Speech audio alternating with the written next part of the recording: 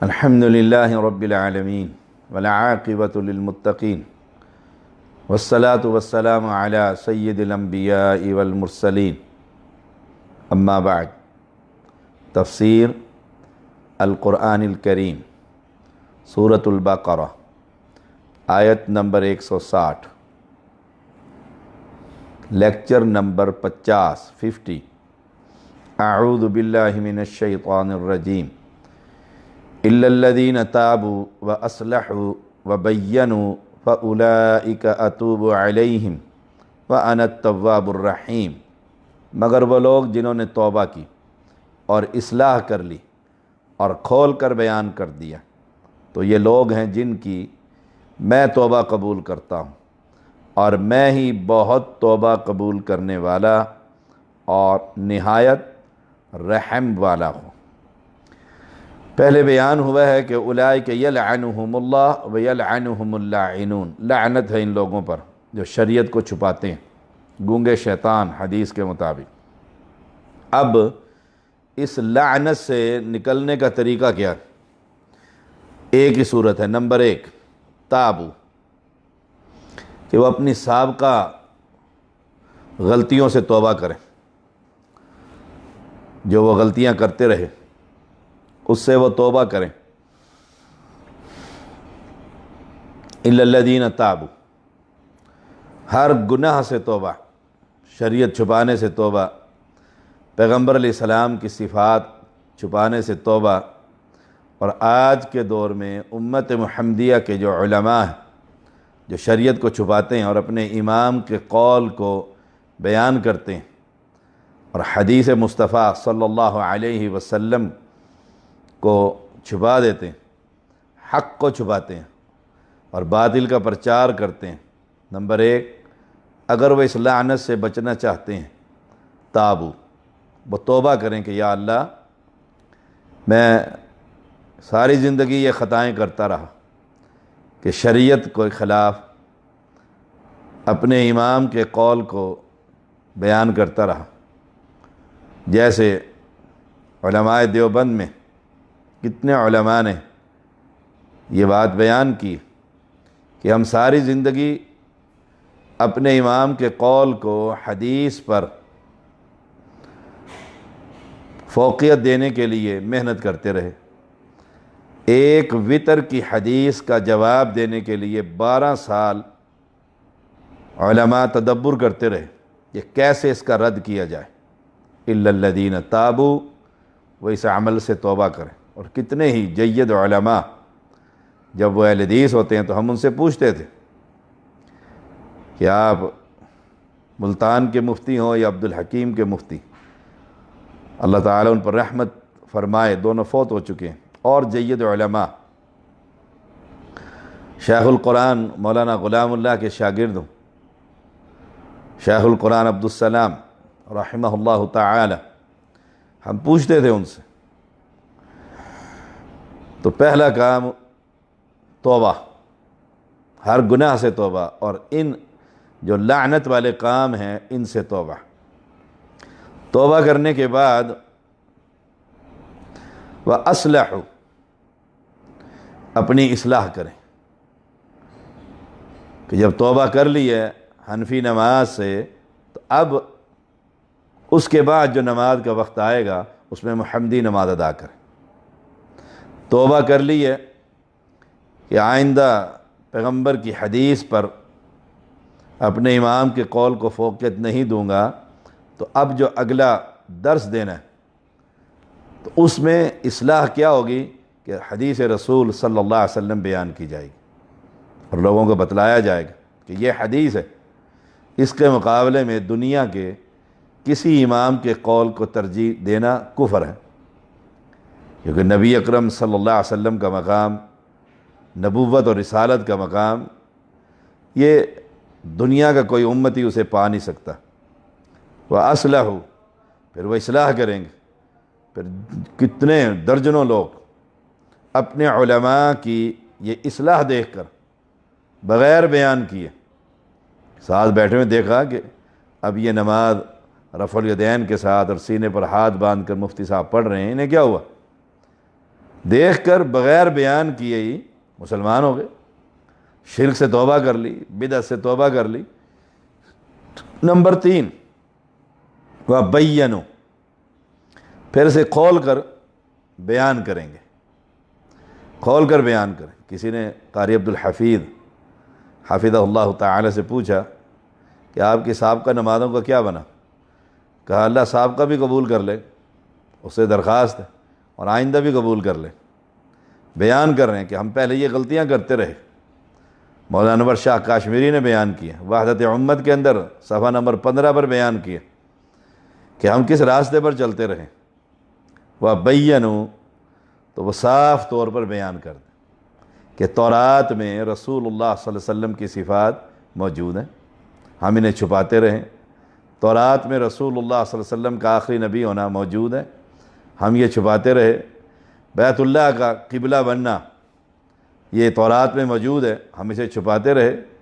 ایسے ہی آج کی امت محمدیہ کی اکثریت جب مجھ سے سوال کیا جائے تو وہ احادیث کو چھپا لیتے، اور کئی سادے مسلمان ایسے بھی ہوتے ہیں جو صاحب بیان کر دیں کہ حدیث میں بالکل حدیث صحیح ہے، لیکن ہم کیونکہ مقلد ہیں تو ہم حدیث کو نہیں مانتے، وہ ایسے بھی کہہ دیتے ہیں۔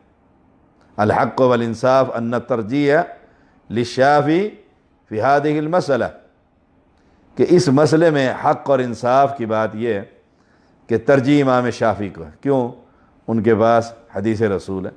نحن مقلدون، ہم مقلد ہیں، ہم پر اپنے امام کی یجب علینا تقلید امامنا ابی حنیفہ رحمہ اللہ تعالی، ہم پر یجب علینا تقلید امامنا ابی حنیفہ رحمہ اللہ تعالی، ہم پر اپنے امام کی تقلید واجب ہے۔ صاحب انہوں نے بیان کر دی تو وہ بیان، جب یہ صاحب بیان کرتے ہیں لوگ پڑھ کر مسلمان ہو جاتے ہیں کہ ہم پر تقلید واجب نہیں، ہم پر تو اتباع رسول صلی اللہ علیہ وسلم۔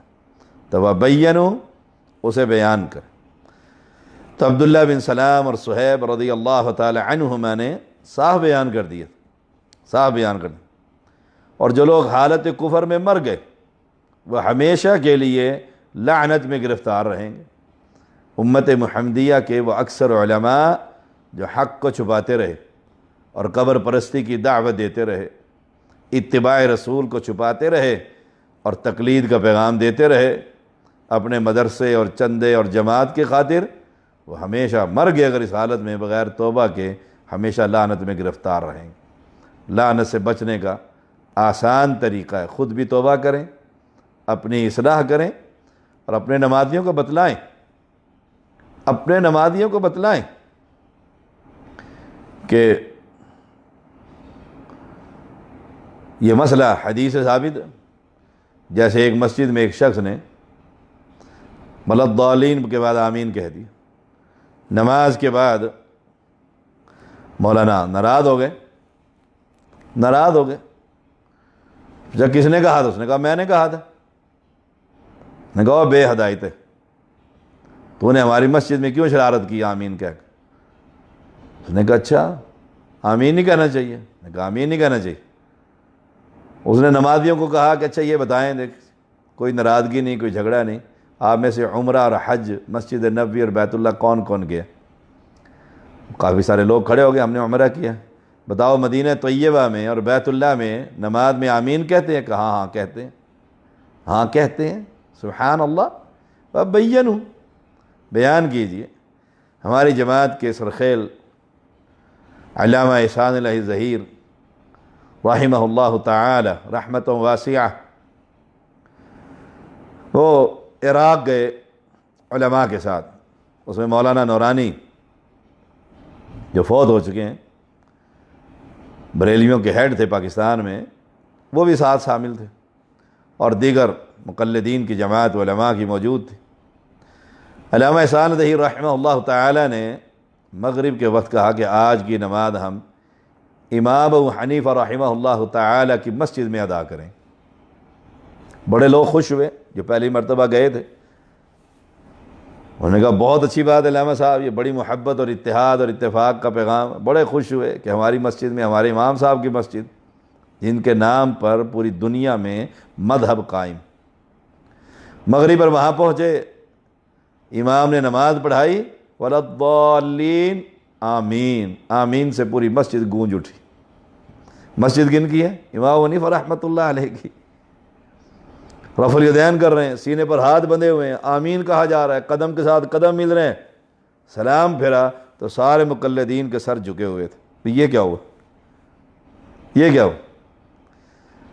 واپس جب چلے تو علامہ احسان ظہیر رحمہ اللہ تعالی نے مولانا نورانی سے کہا، مولانا صاحب کہیں گے جی علامہ صاحب، کہ جو آپ کے امام کی مسجد میں نماز آج ہم نے پڑھی ہے، ایسے ایک مرتبہ اپنے کراچی کے مرکز میں نماز پڑھا دیں۔ کہ میں امام صاحب کی مسجد میں دیکھ کر آیا ہوں۔ مذاق میں کہنے لگے علامہ صاحب کیوں لڑائی کرواتے ہو پاکستان میں جا کر؟ اب امام حنیفہ رحمۃ اللہ کی مسجد، جن کے نام پر تمہارے مذہب فقہ حنفی اور پوری جماعتیں، ان کی اپنی ذاتی مسجد جو امام جامع مسجد امام حنیفہ رحمہ اللہ تعالی، ان کی مسجد میں آمین، رفع الیدین، سینے پر ہاتھ، قدم کے ساتھ قدم، سب کچھ۔ سبحان اللہ۔ وَبَيَّنُوا، علامہ صاحب کہنے لگے بیان ہی کر دینا وہاں پر کہ میں گیا تھا تو میں بڑا، ایسے ہی کہہ دینا میں بڑا حیران اور تعجب کہ امام صاحب کی مسجد میں آمین اور رفع الیدین ہو رہی تھی۔ اتنا ہی اگر بیان کر دیتے تو درجنوں لوگ مسلمان ہو جاتے۔ اگر امام صاحب کی مسجد میں ہو رہا تو ہم کیوں نہیں کرتے؟ مولانا صاحب پوچھتے آپ کیوں نہیں کرتے بھائی جب امام صاحب کی مسجد میں ہو رہا ہے؟ سبحان اللہ۔ تو یہ آیت کریمہ بڑی خوبصورت ہے، سورۃ بقرہ کی 160 نمبر، کہ توبہ اور اصلاح و بین، بیان کرنا چاہیے کہ یہ مسئلہ، اصل یہ مسئلہ، گونگے شیطان نہیں بننا چاہیے۔ جب مسئلہ کو پتہ ہے کہ قبر پرستی حرام ہے، علم پرستی حرام ہے، گھوڑا پرستی حرام ہے، بیان کر دینا چاہیے۔ تو علماء کی یہ ذمہ داری۔ تو وبینوا، بیان کیجیے۔ اور اگر یہ علماء بیان کرنے لگ جائیں، جیسے ہمارے گولڈا کے ہمارے بھائی ملک خالد جو کل بھی تشریف لائے، ان پر بڑی میں نے محنت کی، بڑی محنت کی، ان کا عقیدہ درست ہو گیا۔ اب نماز کی جب باری آئی تو ان کی اپنی ذاتی مسجد ہے، اپنا مولوی رکھا ہوا ہے، خود تنخواہ دیتے ہیں۔ میں نے صحیح بخاری ان کو پڑھائی، دیکھو اس میں حدیث رسول ہے کہ رسول اللہ صلی اللہ علیہ وسلم رکوع جاتے ہوئے، رکوع سے اٹھتے ہوئے 2 رکعتوں کے بعد دونوں ہاتھ کندھوں کے برابر اٹھا دیتے۔ سبحان اللہ۔ کہنے لگے لاؤ مجھے کتاب دے دو، میں نے دے دی، یہ اپنے مولوی صاحب کو لے۔ ان سے جا کر کہا کہ یہ ذرا حدیث پڑھ کر سنائیں۔ جب انہوں نے حدیث پڑھی نا کہ رسول اللہ صلی اللہ علیہ وسلم جب نماز شروع کرتے تو اللہ اکبر کہتے، جب رکوع کرتے یہاں آ کر وہ چپ ہو گیا۔ انہوں نے کہا مولانا صاحب پڑھے نا۔ اب اپنی زبان میں، پٹھاری زبان میں کہتے ہیں استادہ منع کیتا ہے، اے اگوں حدیث نہیں پڑھنی، ساڑھے مذہب دے خلاف ہے۔ استادہ منع کیتا ہے، حدیث کے لفظ ہیں۔ بس ملک صاحب کو سمجھ آ گئی۔ یہ ہے چھپانا، یہ ہے لعنت میں گرفتار کہ وہ پڑھنے کے لیے تیار نہیں حدیث رسول، کہ یہ میں نہیں پڑھتا، یہ میں نہیں پڑھتا۔ کیوں نہیں پڑھتے حدیث؟ کہ ہمارے مسلک کے خلاف ہے۔ ہائے ہائے، اب قرآن پڑھیں تو تمہارے مسلک کے خلاف، حدیث پڑھیں تو تمہارے مسلک کے خلاف۔ سبحان اللہ۔ فرمایا یہ 3 کام کر لو تو فَأُولَٰئِكَ أَتُوبُ عَلَيْهِمْ وَأَنَا التَّوَّابُ الرَّحِيمُ، تو یہ وہ لوگ ہیں جن کے میں توبہ قبول کرتا ہوں، اور میں ہی بہت توبہ قبول کرنے والا اور نہایت رحم والا ہوں۔ تو توبہ اس کی قبول ہوگی اِلَّا الَّذِينَ تَابُوا، جو یہ 3 کام کرے گا۔ 3 کام کریں۔ کتنے علماء کے بارے میں تاریخ میں لکھا ہے کہ مسجد کے اندر بغیر رفع الیدین کے نماز، گھر کے اندر سنتیں رفع الیدین کے ساتھ۔ کسی نے پوچھا شاہ صاحب یہ آپ کیا کرتے ہیں؟ کہا یہ بھی سنت ہے۔ کہا یہ باہر کیوں نہیں کرتے؟ کہ باہر کریں گے تو جھگڑا ہو جائے گا، لوگ کہیں گے اتنے سال ہو گئے آپ کو جمعہ پڑھاتے ہوئے اور درس دیتے ہوئے، آپ نے کبھی بیان نہیں کیا، لوگوں سے ڈر کر۔ اللہ اکبر۔ تو اللہ تعالیٰ بہت معاف کرنے والا، بہت توبہ قبول کرنے والا، بہت توبہ قبول کرنے والا۔ ان الذین کفروا وماتوا وهم کفار اولئک علیہم لعنۃ اللہ والملائکہ والناس اجمعین خالدین فیہا لا یخفف عنہم العذاب ولا هم ینظرون۔ بے شک وہ لوگ جنہوں نے کفر کیا اور اس حال میں مر گئے کہ وہ کافر تھے، ایسے لوگ ہیں جن پر اللہ تعالیٰ کی اور فرشتوں کی اور تمام لوگوں سب کی لعنت، ہمیشہ اس میں رہنے والے ہیں، نہ ان سے عذاب ہلکا کیا جائے گا نہ انہیں مہلت دی جائے گی۔ اب اس آیت کے روح سے علماء کا اتفاق ہے کفار پر نام لیے بغیر عام لعنت جائز، وہم کفار اولئک علیہم لعنت اللہ۔ اسی طرح جن کا کفر پر مرنا ثابت ہو جائے ان پر بھی لعنت جائز ہے کہ ساری زندگی اسلام کے خلاف یہ قوم کرتے رہے۔ البتہ کسی زندہ مسلمان پر یا زندہ کافر پر نام لے کر لعنت کرنا جائز نہیں۔ کیا خبر اللہ تعالیٰ موت سے پہلے اسے ہدایت دے دے، اسے مسلمان کر دے، توبہ کی توفیق دے دے، جیسے ابو سفیان رضی اللہ تعالی عنہ، ابو جہل کا بیٹا اکرمہ رضی اللہ تعالی عنہ، اللہ تعالیٰ نے ایمان لانے کی توفیق دے دی تھی۔ خالد بن ولید رضی اللہ تعالی عنہ جنگ احد میں کتنا نقصان مسلمانوں کا کیا تھا، تو بعد میں اللہ نے توبہ کی توفیق دے دی۔ ہاں جو کفر کی حالت میں مر جائے، کفر کی حالت میں، ان الذین کفروا وماتوا وہم کفار، کفر کرتے ہیں اور پھر اس حالت میں موت آئی کہ وہ کافر، توحید کی سب چھپا دی، توحید کی آیات کہ نہیں یہ آیات ہمارے مسلک کے خلاف۔ ایسے لوگوں پر اللہ کی بڑی پھٹکار، فرشتوں کی پھٹکار، لوگوں کی پھٹکار، اور پھر اللہ کے ہاں عذاب میں ہمیشہ جہنم ہے اور کوئی مہلت نہیں انہیں دی جائے گی۔ تو علماء سو ان کو سوچنا چاہیے کہ ہم جو شریعت چھپا رہے ہیں یا کبھی توحید کی طرف آ جاتے ہیں اور کبھی پھر شرک کی لعنت میں گرفتار ہو جاتے ہیں، پھر شرک کی لعنت میں گرفتار ہو جاتے ہیں، اور پھر وہاں سے پھر توحید کی طرف کاروبار بنایا ہوا ہے، ادھر سے پیسے لیے ادھر، ادھر سے پیسے لیے ادھر، ہر طرف جی میرا قرضہ بہت ہے، میرا قرضہ اتار دیں، جی میں توحید قبول کرنا چاہتا ہوں لیکن مقروض ہوں تو لوگ مجھے مار دیں گے، تو اہل توحید چندہ اکٹھا کر کے اسے قرضہ اتار دیتے ہیں، یوں ہی قرضہ اتر جاتا ہے دوبارہ شرک میں چلا جاتا ہے، اور انہیں کہتا جی میرے پاس قرضہ بڑا ہے، مجھے اہل توحید مار دیں گے ورنہ، ان سے بھی قرضہ لے لیتے، سبحان اللہ، کاروبار بن گیا، کاروبار بن گیا۔ تو اللہ کریم اس لعنت سے ہم سب کو محفوظ فرمائے۔ اور یہ شریعت کو جو چھپانا ہے، گونگے شیطان، شریعت کو چھپانا یہ انتہائی خطرناک، انتہائی خطرناک، اور اس پر اللہ کا بڑی سخت وعید ہے، اللہ تعالیٰ کی بڑی سخت وعید ہے اللہ تعالیٰ کی کہ جہنم میں اللہ تعالیٰ ڈالے گا، سزا دے گا سخت۔ اللہ کریم فرمایا وَإِلَٰهُكُمْ إِلَٰهٌ وَاحِدٌ لَا إِلَٰهَ إِلَّا هُوَ الرَّحْمَٰنُ الرَّحِيمُ، تمہارا معبود ایک ہی معبود ہے اور اس کے سوا کوئی معبود نہیں، بے حد رحم والا، نہایت مہربان۔ یہ 163 نمبر سب سے پہلے، یعنی جو ہی وہ توبہ کرتے ہیں، لعنت کے بچتے ہیں، اللہ کی رحمت میں آتے ہیں، اب آتے ہی سب سے پہلے پیغام کیا ہے؟ پیغام توحید۔ وَإِلَٰهُكُمْ إِلَٰهٌ وَاحِدٌ، تمہارا معبود ایک ہی معبود ہے، اللہ اکبر۔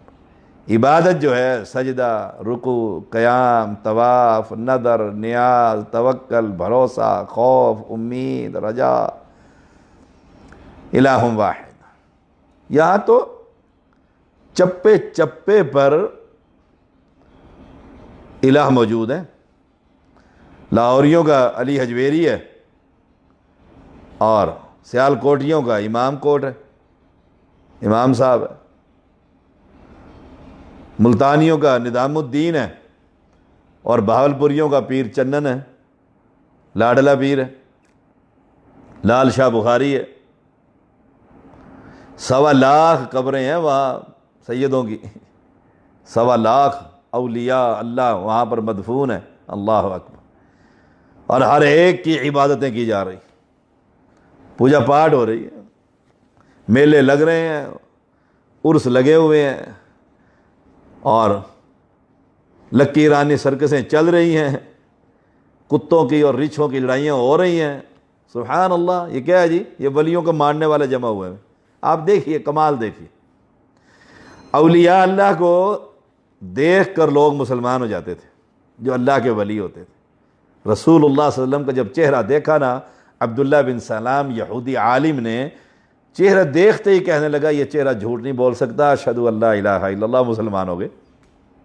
کمال دیکھیں، اولیاء کی صحبت سے اللہ کا قرب حاصل ہوتا ہے۔ اب اولیاء اللہ کی قبر پر عرس ہو رہا ہے، جوان بچیاں ڈانس کر رہی ہیں۔ میں گیا عبداللطیف بھٹائی کی قبر پر سندھ میں، بابا شاہ جمال کی قبر پر، بابا شاہ جمال کی قبر پر۔ وہاں میں نے 4 لڑکیاں دیکھی، چست لباس، اور قبر کے گرد دوڑ رہی ہیں، بھاگ رہی ہیں اور گر رہی ہیں، اور نوجوان لڑکے ان کو سنبھال رہے ہیں۔ لا حول ولا قوت الا باللہ۔ ایک بدبخت کو دیکھا، بہت دنیا اس کے گرد گرد دائرہ بنا کر بیٹھی ہوئی ہے، اور لوگ آ رہے ہیں اور اس کی قدموں میں سجدہ کر رہے ہیں۔ وَإِلَٰهُكُمْ إِلَٰهٌ وَاحِدٌ، تمہارا الہ تو ایک تھا، تم نے سینکڑوں نہیں، لاکھوں نہیں، پتہ نہیں کتنے۔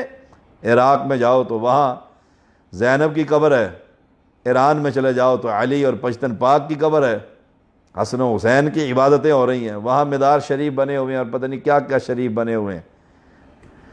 دنیا کا کوئی خطہ اور کوئی علاقہ، اب پچھلے دنوں ایک بندہ میرے پاس آیا، 3 دھاگے بندھے ہوئے تھے، یہ علی حجویری کی قبر سے، یہ فلاں کی قبر سے، یہ فلاں کی قبر سے۔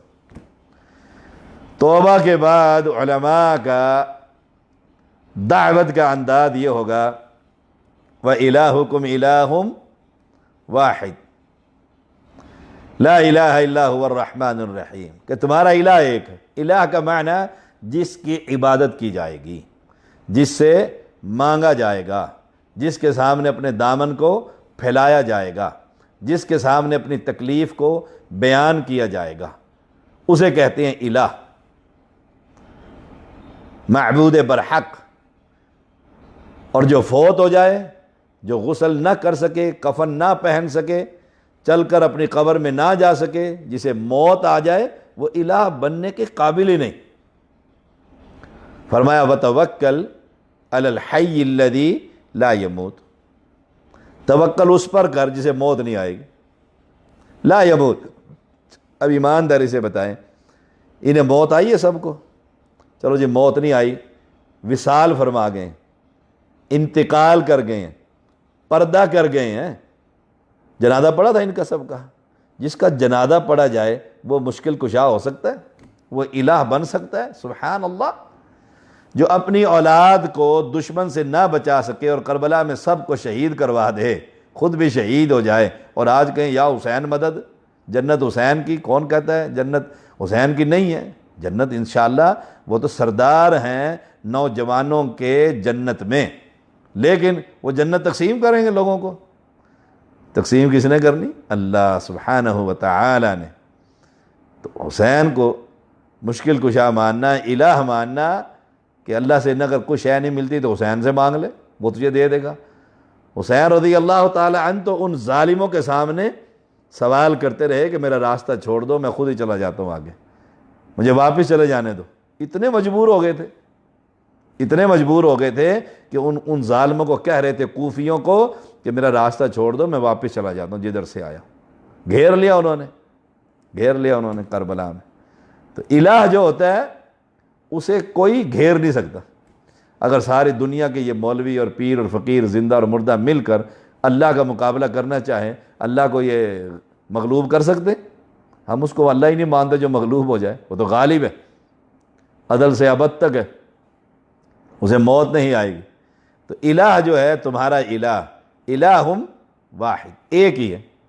اور جب اس دعوت کو نبی اکرم صلی اللہ علیہ وسلم نے پیش کیا مکہ کے چودھریوں کے، مشرکین اور قریشیوں کو، تو وہ بھی کہتے تھے اجعل الآلہۃ الہ واحدہ، ایک ہی الہ، باقی سب کی چھٹی۔ ان ھذا لشیء عجاب، یہ تو بڑی تعجب خیز دعوت ہے کہ بارش وہی برساتا ہے، پانی وہی دیتا ہے، پودوں کو وہی اگاتا ہے، بچہ وہی دیتا ہے، صحت وہی دیتا ہے۔ اللہ حاضل لیتے چلے جائے سبق کو۔ کوئی کام ایسا ہے جو رب نہ کر سکتا ہو، کوئی سبق ایسا ہو، کوئی مشکل ایسی آن پڑی، کیا کوئی ایسی مشکل رب کو پڑ سکتی ہے جو وہ حل نہ کر سکے؟ وہ رب ہی کیا ہوا؟ سبحان اللہ، وہ رب ہی کیا ہوا؟ کسی نے امام مالک رحمہ اللہ تعالی سوال کیا، کیا رب اتنا بڑا پتھر بنا سکتا ہے جسے وہ خود نہ اٹھا سکے، خود بھی نہ اٹھا سکے؟ پہلے بنانا ہے اتنا بڑا پتھر، پھر خود بھی نہ اٹھا سکے۔ آپ نے فرمایا کھڑا ہو جائے یہاں سے، یہ سوال ہی بدعتیوں کا ہے۔ مواحد یہ سوال ہی نہیں کر سکتا، یہ اللہ کی شان کے خلاف۔ وہ اللہ ہے سبحانہ و تعالی، وہ جو چاہتا ہے کرتا ہے۔ تو الہکم الہ واحد، الہ واحد کو یاد رکھیں کہ ایک معبود ہوگا، یا تو ایک کی عبادت کرو۔ یہاں کیا ہوتا ہے، بڑی سرکار کی، چھوٹی سرکار کی بیعت ہے، اس سے بڑی سرکار آتی ہے، اس کو چھوڑتے ہیں، بڑی سرکار کے پیچھے چل پڑتے ہیں۔ یہ کون ہے؟ یہ قطب ہے، یہ کون ہے؟ یہ ابدال ہے، یہ کون ہے؟ یہ اوتاد ہے، یہ کون ہے؟ یہ فلاں ہے، یہ فلاں ہے، یہ فلاں ہے۔ تو ایک کو سمجھو نا، الہ واحد کو ہمارے سارے کام پیر میر علی شاہ کرتا ہے، نہیں، پیر علی میر علی شاہ نے ایک کونا سنبھالا ہوا ہے تو امام بری نے دوسرا کونا سنبھالا ہوا ہے اسلام آباد کا۔ بھئی یہ بڑا ہے کہ وہ بڑا ہے؟ سب کچھ یہ دیتا ہے یا سب کچھ وہ دیتا ہے، یا آدھا وہ دیتا ہے آدھا یہ دیتا ہے؟ قرآن تو کہتا ہے الہ واحد، ایک ہوتا ہے الہ، دو نہیں ہو سکتے، داتا دو نہیں ہو سکتے۔ آپ دیکھیے، داتا فرش کے نیچے نہیں، عرش کے اوپر ہوتا ہے۔